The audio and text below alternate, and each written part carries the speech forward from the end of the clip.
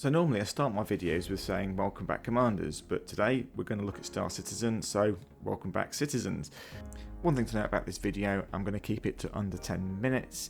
It won't go into any great depth. Certainly it's not going to cover off the background behind the controversies around Star Citizen. There's been enough words spilt over that one. But yeah, it's just going to be a very quick overview. So why look at Star Citizen now? Well, it's been 12 years in development and their Kickstarter campaign has raised in the region of $700 million. They're just about to release version 4 of the game.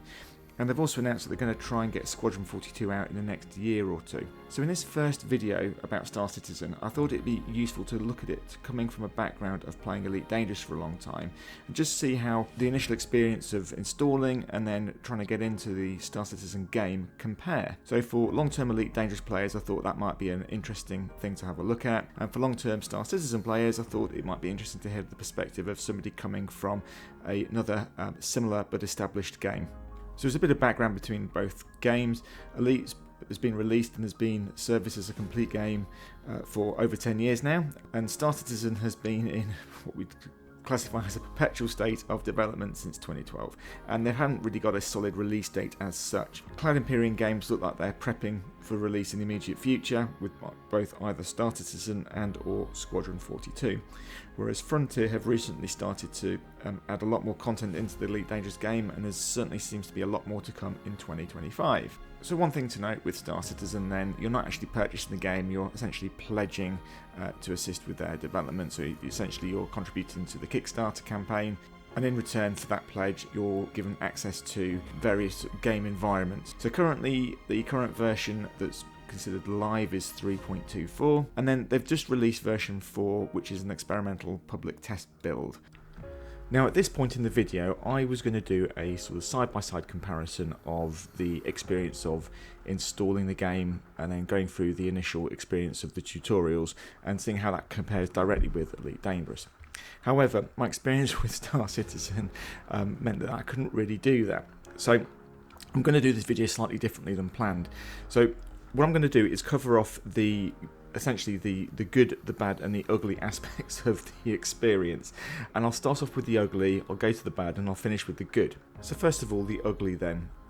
The worst aspect of the experience has been that Star Citizen has just been extremely unreliable. I've suffered multiple software crashes. There wasn't a single gaming session where I didn't at least suffer from at least one, if not multiple, crashes of the game. I tried with both version 3.24 and version 4, and both were unstable, although I will say that version 4 was significantly better than 3.24. If you're doing a direct comparison with Elite Dangerous, then, you know, obviously Elite, being a game that's been established and out in the wild for over 10 years now, is extremely reliable. I don't suffer any software crashes that I can remember within the game. So there's the stability issues. So moving on to the bad aspects of the experience. The Star Citizen game, both 3.24 and version 4, just seems to consume an awful lot of system resources on the computer. 3.24 is significantly worse than version 4, so there've obviously been some improvements made by Cloud Imperium games on version 4 of the client, but however both consume a lot of resources. So another bad part of the experience then was the game, and this was both versions were prone to be a bit buggy, just weird parts of the experience. So, you know, for example, in version 4, when playing for the tutorial, I'd get to the spaceport, I'd go to recall the tutorial ship so that I could then go and do the flight part of the experience, and there was just no tutorial ship to recall. And again, I've got a support case open with CIG for that one. Little things like weird graphics artifacts popping up here and there. There'd be experiences where the train was supposed to have appeared and just didn't appear. Just weird little things like that. So just a little bit buggy. Although I will say again, version 4 seems to be more stable, seems to have less issues. So clearly they are making sort of progress in that area. As a comparison then, Elite Dangerous, having been out for so long, is generally bug free. There are the odd thing that crops up from time to time, but on the whole the gameplay is solid. So moving on to what I would consider to be a more neutral part of the experience for me, the tutorial itself within Star Citizen. And I think it's fair to say that the tutorial is rudimentary at best. It does give you the experience of introducing you to the on-foot controls and how to navigate around the user interface. It basically takes you on a journey from your habitat to the spaceport, whereupon you recall your ship, and then it takes you through some of the basic instructions around flight. And if you compare that to the experience of the tutorial in Elite Dangerous, whereupon you are essentially introduced to the universe through a kind of mini story, you're essentially dropped off on a planet, whereupon you do an on-foot mission which introduces you to the concepts of using all the tools and the weapons on the suit, followed by being picked up by a colleague of yours, whereupon you're dropped off at a space station where you then undertake your flight training before you're then dropped off in your starter ship. I would feel like Star Citizen needs something more along those lines at this stage. The other thing that Elite Dangerous has in terms of tutorials then is additional tutorials around combat, advanced combat, mining, navigation, etc. And again, I feel like Star Citizen needs more of those. So what about the good aspects of the game then? Well, there's actually quite a few. So first of all, in terms of purchasing and then installation, actually the process for purchasing the game and then installing the launcher is lovely and smooth. The website is well laid out. I didn't find that aspect of the experience difficult at all. Once the launcher is installed, installing the main game client then, again, nice and easy. It takes a little while, but it's a large download, so that's understandable. And if you compare that with the experience of buying and then installing Elite Dangerous, it's really similar, to be fair. You can get Elite from obviously a variety of different places. Once you install the launcher, downloading the main game, very similar experience to Star Citizen.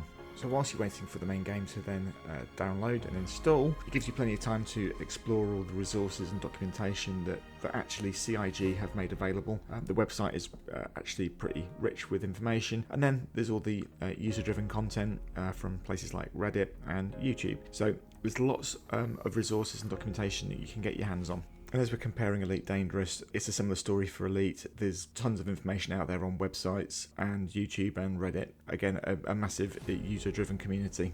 And once you've then installed and then opened the game and it's run for the first time, you're greeted with the main menu, which is nice and clean and tidy. And the first thing that happens when you start the game then is it takes you into your character creation or your citizen creation, which is pretty full-featured. I was quite impressed with the amount of customization that you can do to your citizen. And if you compare that to the character creation in Elite Dangerous, where you create your commander, it's pretty similar, to be fair. I think Star Citizen's experience is probably better these days on the whole. So the last aspect of the experience that I want to delve into, which I'm considering is good then, is the kind of environment or the immersive gameplay then. So, the universe itself that you occupy is fantastic. It looks fantastic. The graphics are great. The environment is very immersive. There's a lot that you can kind of interact with. The transition between the different gameplay elements, so for example, from the habitat to the metro station, then down to the spaceport, where you then transition to your hangar and then into the ship itself, it's all pretty seamless when it's working, and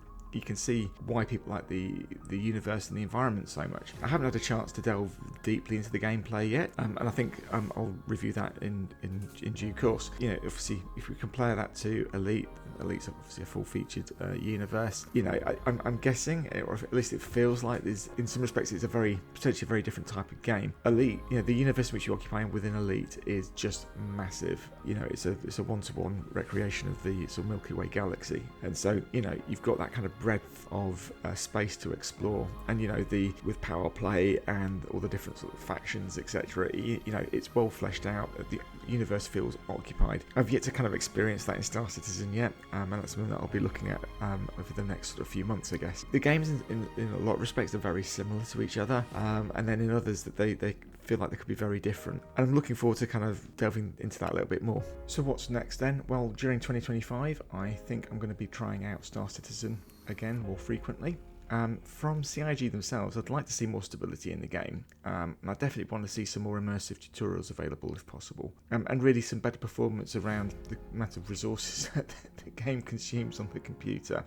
So for myself then, I'm going to review my rig to see if there's something I can do around making some more sensible hardware upgrades potentially. I'm going to delve into the gameplay a little bit more, and that's providing the game is a bit more stable, and I'm also going to spend some time working on my control bindings for Star Citizen, which from what I can see definitely require more attention. So as 2025 goes on, keep an eye out for additional videos around this as I report back on how I'm making progress. So that's it for today, citizens and commanders. Thanks for watching. I'll see you in the next video.